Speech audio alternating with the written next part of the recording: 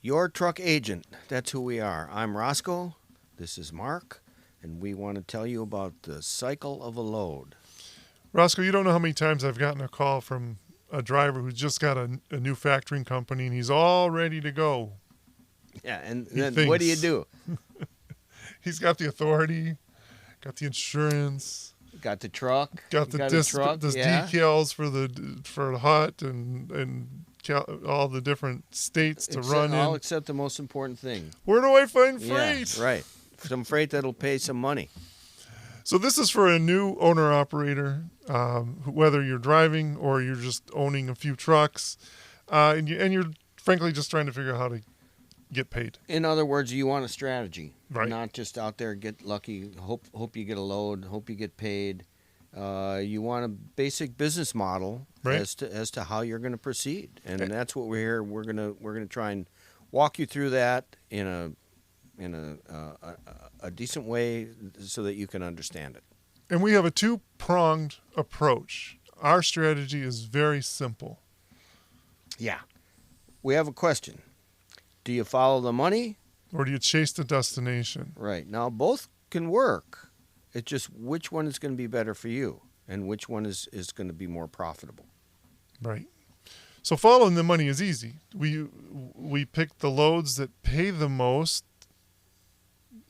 comma, going into destinations that are moving freight. Right. And that's the key is are you going to be able to get another load from where you go with that big paying load? You've gotten rid of it. What if there's no Right. load to take out of there? Then you deadhead. Then you sit there. You get a hotel. You got to wait until a proper load comes up. Yeah. Was it worth it to get a couple hundred extra dollars And sit for and 3 sit days. for 3 days and eat up the couple hundred extra dollars? So you want to decide that in the beginning. You want to have either whoever's your dispatcher, you sit down and discuss the strategy, the philosophy with them, and that's what you do. That's what we do with our drivers. That's right. We want to make sure that you get into areas that have high freight traffic and frankly low truck traffic. That's the goal. Sometimes a load is so good you got to take it, but it reminds me of one driver that he had his own load board and he still wanted me to help him be his dispatcher, but he was always kind of pulling freight in his direction. It was cute because one day he had a great load, paying good money, going from Georgia to Nevada. Yeah. All right. Now, Nevada's hot or cold. It really depends on California.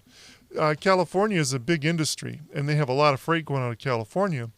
But when the fruit is in season and the nuts are in season and the agriculture thing is popping and their industrial base is popping, all of a sudden California is paying real good money because they need trucks.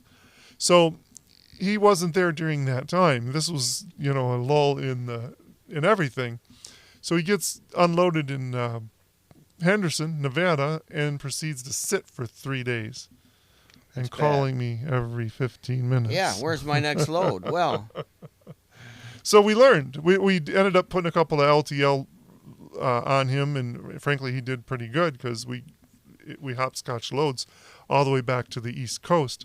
But we've learned when it comes to following the money, you've got to follow destinations that are springboard you into success the next day.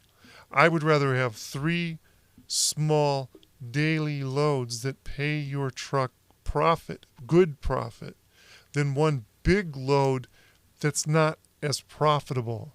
So the way to make money in trucking is not miles. It's going from good load to good load. Now, the other issue we have is destination. So you've been out for 10 days, today's Thursday, and it's your wife's anniversary. yeah, and she wants you home, so you got to get home, but you don't want a deadhead home. You want to load, so you want to be in a place where you can get a good load to get home, so you're still married. Right. Right. When you're chasing a destination, generally the loads aren't going to pay as well.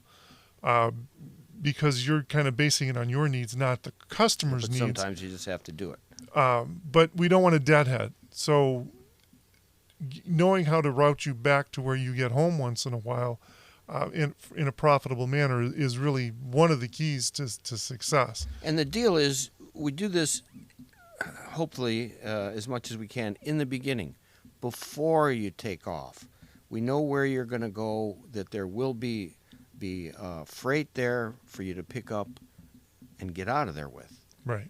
And the load boards have metrics that tell us how many trucks are in an area and how much freight is going out. So we're not using our Ouija board or clairvoyance. We're actually going into the boards and looking ahead and seeing where the demand really is. Yeah, so if you're going to work with a dispatcher, you're going to want to be able to talk to him about that and make sure that he's planning out your week strategically so that you can be as profitable as you can.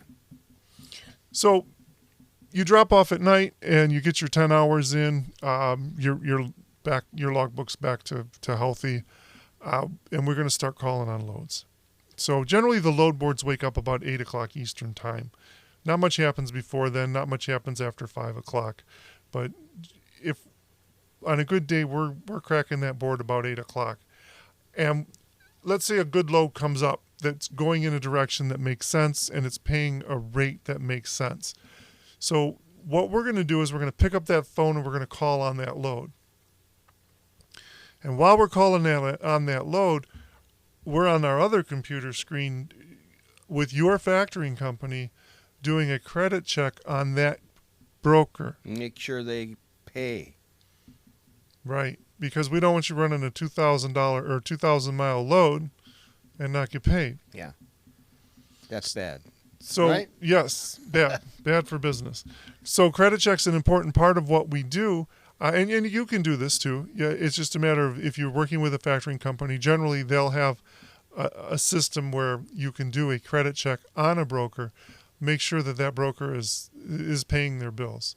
So once we negotiate for you, and let's talk about the negotiation. Let's say Landstar's got a load on the board and it's paying $2,000. Now, that $2,000 is not what they're willing to pay. That's a suggestion. So we like to negotiate.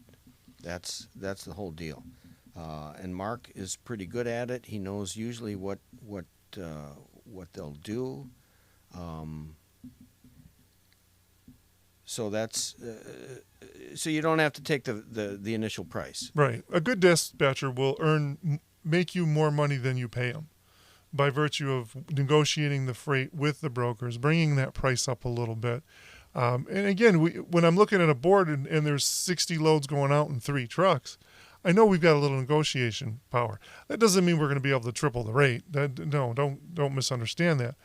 But generally, there's a 10% fluff in there.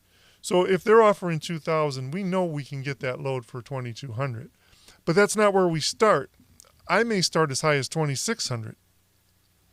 And not everybody knows this, right? Right. I mean, I didn't know this until I started working with you. Right. But there's a fudge factor in there, and it's called profit. Frankly, the broker's going to make more or less depending. But the broker doesn't make any money if that load doesn't get moved. Ah. So if we start negotiating at $2,500 on that, knowing that $2,000 load will probably end up paying you $2,200, when I make that offer of $2,500, that what's going to happen is the broker's going to say, "Oh, wow, let me call my boss." Put you on hold. You get the elevator music. He gets up his Coke, desk. yeah. Go. He gets a Coke, makes you think he's going to the big boss in Washington, D.C. Right. to check this rate for you. And then he comes back and says, yeah. Well, yeah, my boss said we can't do it for that, but we can do it for $2,200. Okay, take it, run. Yeah. We've Right. just It helped. was a good load to begin with. We got you a little more. Right. That's the thing. So always try to negotiate up a little bit. Doesn't can always usually work. do it. Right. Doesn't hurt to try, but it can make you a little bit more money. Right, and it can sometimes pay for your dispatcher if you're working with a dispatcher. If you're working with us, we do it for you. you should expect any dispatcher to do that for you. So each of these topics we're bringing up, we're going to have a separate video on, and we're going to break them down even more Yeah. for you.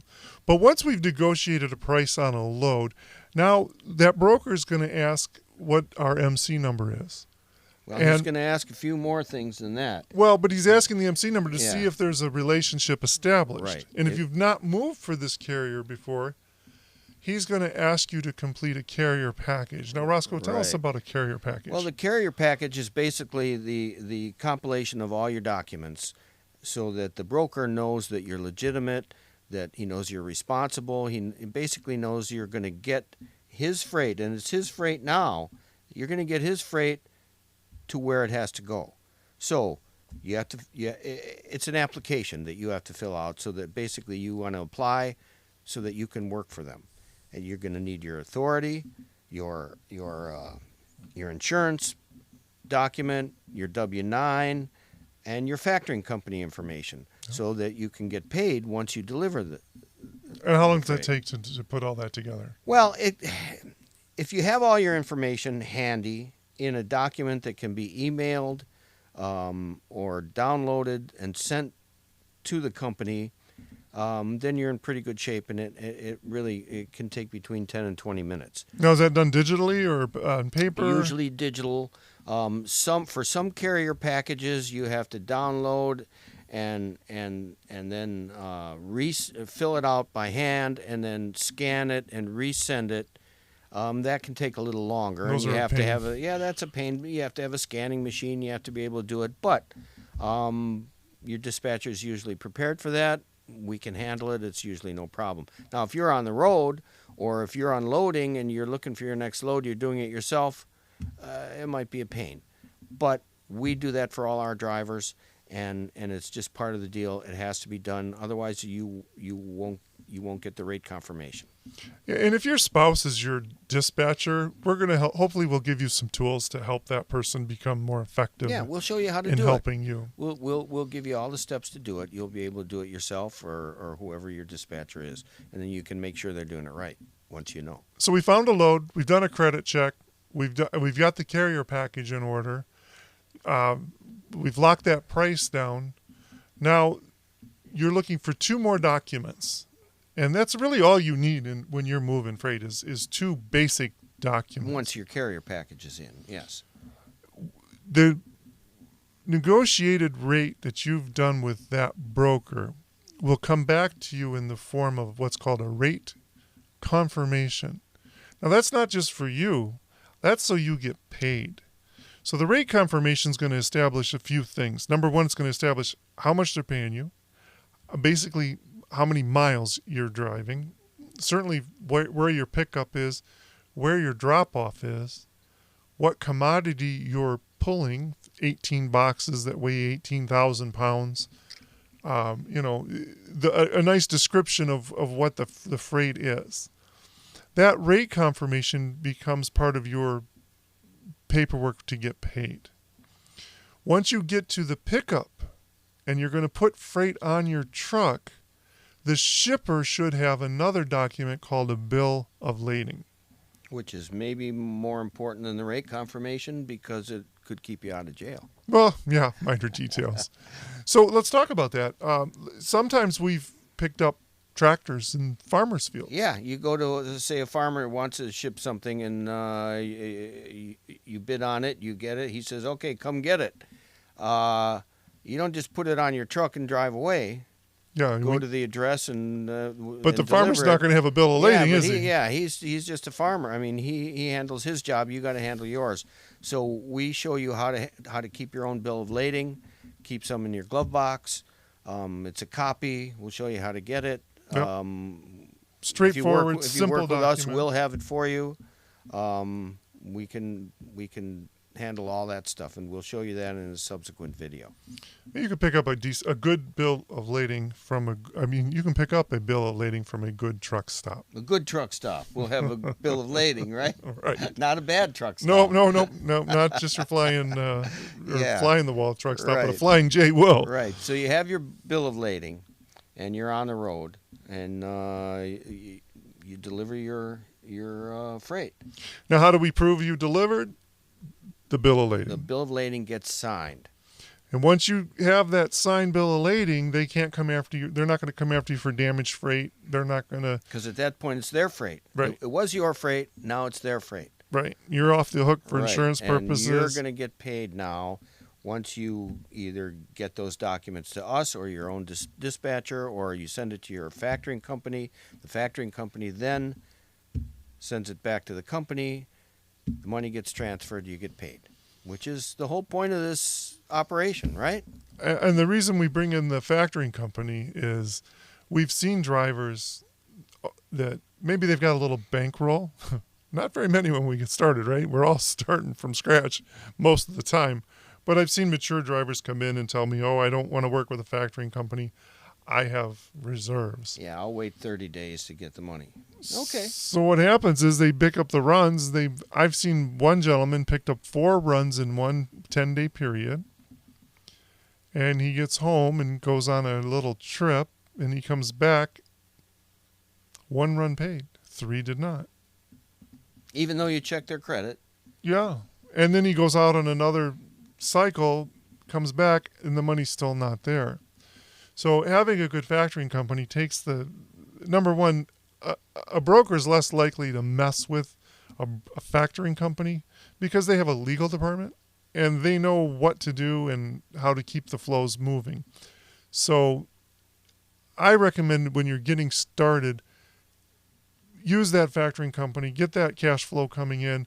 And if you want to wean yourself off of some or all of it over a period of a time, fine. But in the beginning, don't get caught where you've got $8,000 or $10,000 worth of receipts that you're not getting paid on. That can really slow you down. Yeah, the factoring company just makes everything a lot easier.